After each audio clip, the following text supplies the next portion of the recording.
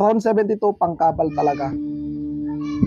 Ginawa namin yung formula na yan, version 2, para talagang kahit malalakas na antas ang bumira, kayang-kaya ng around 72 version 2.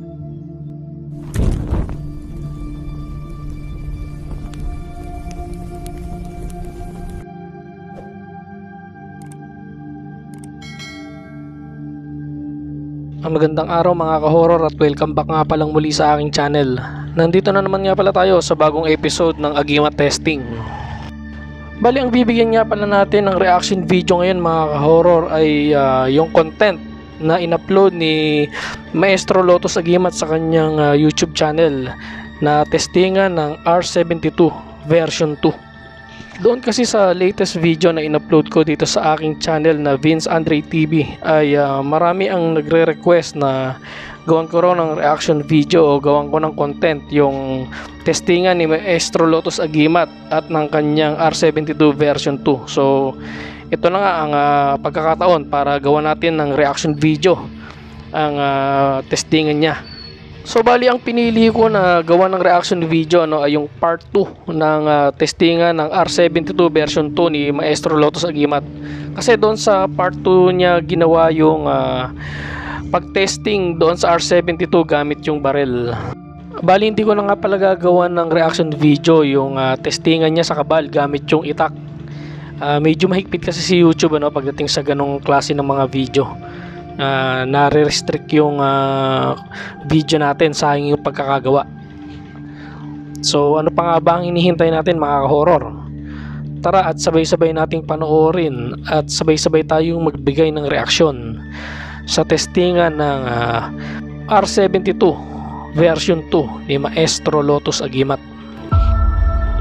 So yun, may intro pa yung video, So titingnan natin yung pagkakagawa ng intro niya, ay maayos naman at malinaw yung video, ayan, kumbaga in-expect ko nga dito na pa-landscape yung video niya yan, yung ganyan, yung pahalang hindi siya nakapatayo.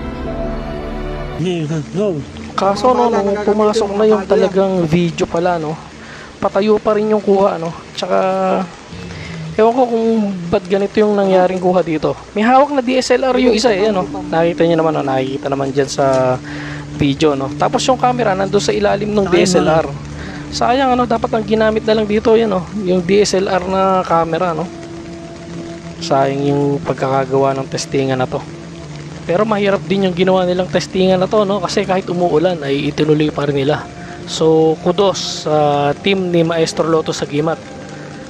Siguro dahil may mga bisita sila at actual nga nilang ipapakita yung testingan, kaya kahit maulan ay itinuloy pa rin nila ito.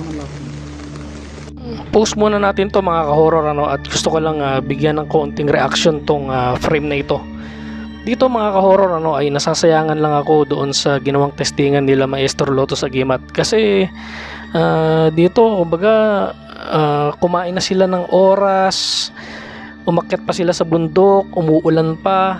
Tapos yung in-upload niya na video, hindi pa yung nanggaling doon sa DSLR camera. Bakit ang in-upload niya itong hindi ko alam kung anong kumuha dito, phone yata. Kumbaga hindi malinaw yung video na to. Kasi nagpapaliwanag si Maestro Lotus Agimat dito, pinapaliwanag niya yung bala. Tapos hindi naman makita kung ano yung pinapaliwanag niya. So sa akin hindi okay yung ganitong klase ng video, So fast forward na tayo mga ka-horror at puntahan na natin yung actual na testingan ng R72 version 2 sa barrel. So bali dito sa video na ito mga ka-horror ay testingan na nga yung R72 version 2 at ito ay isinabit doon sa karton. At ang puputok dito ay hindi si Maestro Lotus Agimat, kundi bisita niya yata ito. Isa ito doon sa gusto magpa-testing. So ayan, ayun, isang putok ang ginawa. Kumbaga isang putok lang yung ginawa nila, at ganoon pa rin, may mga time na talagang nako-coveran nung DSLR camera yung angle, tas ang layo nung camera Pero doon sa testingan, doon sa isang putok na ginawa nung lalaking nakaitim ay hindi tinamaan yung R72. So ibig sabihin ay pasado yung gamit. Bali dito nga sa video na ito mga ka-horror ay binubuksan ni Maestro Lotus Aguimat yung bala ng baril. At dito ay ipapakita niya nga na itong bala na ito ay loaded ng pulbura. Ito raw ipapakita niya para doon sa mga nagdududa na ang kanyang ginagawang testingan ay peke at scripted. At itong ang pulbura na ito ay pasisindihan niya doon sa kanyang alalay. At yun na nga mga ka-horror, sinindihan na yung pulbura ng alalay ni Maestro Lotus Aguimat. So ituloy natin yung video mga ka-horror. Dito naman sa part na to mga ka-horror ay tetestingin naman yung R72 version 2 na hawak-hawak ng lalaki at ang puputok dito ay si Maestro Lotus Aguimat. So dito yun, tinutukan na ni Maestro Lotus Aguimat yung R72 version 2 at nung kinalabit ay hindi pumutok yung baril. So talagang mahusay din tong gamit ng R72 na ito, yung version 2. Habang pinapanood ko mga ka-horror yung video na ito, ay naisipan kong bisitahin yung comment section ng video na ito. At meron lang akong nabasa, ito ay galing kay Hipokritong Antingero na meron siyang magandang comment patungkol dun sa R72 version 2. So ito, basahin natin mga ka-horror. Walang kakwenta-kwenta ang testingan nyo. Malayo, hindi malinaw, hindi full frame. Saka bakit ganon? Pag sinabit yung gamit doon sa karton, hindi pinuputukan. Pero kapag hawak na, ayaw pumutok ng baril. Ano yun, scripted? Version 2 na yan, pero yung video mas malala. Mas lalong walang kwenta. Actually may pinupunto naman dito si Hipokritong Antingero, tama rin siya yung pampapatikos niya ron sa video ni Maestro Lotus Aguimat ay may punto rin. Isa pa, hindi naman ito yung unang beses na gumawa ng testingan na video itong si Maestro Lotus Aguimat doon sa R72.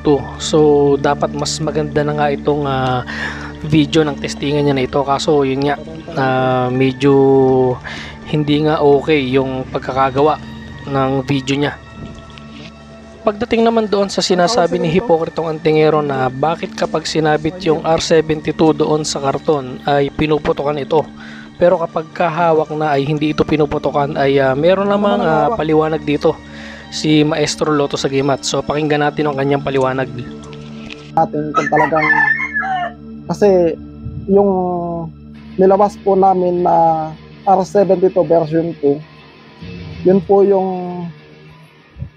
kapag sinuot po ng isang tao, lilis ang bala or hindi talaga puputok, yung pamigil na tinatawag. So yun, bago pa nga nag-comment itong si Hipokritong Antingero ay nagbigay na pala ng paliwanag itong si Maestro Lotus Aguimat na kapag ka itong R72 version 2 ay suot ng isang tao ay talagang ito ay may kakayanan ng pamigil. Kaya nung ito ay isinabit doon sa karton ay pinutukan ito ng baril. So ngayon alam mo na Hipokritong Antingero ang dahilan kung bakit kapag ka ito ay wala sa katawan ng tao ay pinuputukan ito ng baril. Pero kapag ka ito ay nasa katawan ng tao ay meron itong kakayanan ng pamigil. Kung ako naman ang tatanungin nyo mga ka-horror kung ano ba ang aking opinion dito sa R72 version 2 na ito, kung ito ba ay totoong may bisa, ay 50-50 ako rito mga ka-horror. Kasi nakita naman natin dun sa video na talagang nung una hindi siya tinamaan. So ibig sabihin lumihis yung bala. Pero na lang kung talagang hindi sana yung bumaril, Tapos yung sumunod naman ay nakita rin naman natin na talagang hindi siya pinutukan nung hawak na nung lalaki yung R72 version 2. So ibig sabihin nga doon ay meron itong pamigil. Siguro masasabi ko na 100% talaga na may bisa itong R72 kung ako mismo ang puputok at baril ko ang gagamitin. So doon mismo ay mapapatunayan natin na talagang yung gamit ay may kakayanan ng panglihis o kaya pamigil. So, yun lang yung opinion ko. So, ano sa palagay niyo mga ka-horror? Tunay nga kayang may bisa at legit nga kaya ang kapangyarihang taglay ng R72 version 2 ni Maestro Lotus Agimat? Kayo na po ang bahalang humusga. Hanggang dito na lang mga ka-horror at samahan nyo akong muli sa mga susunod ko pang mga video patungkol sa Agimat. Maraming salamat po. Saludo sa fans, kayo ang panalo. Hatid ay sa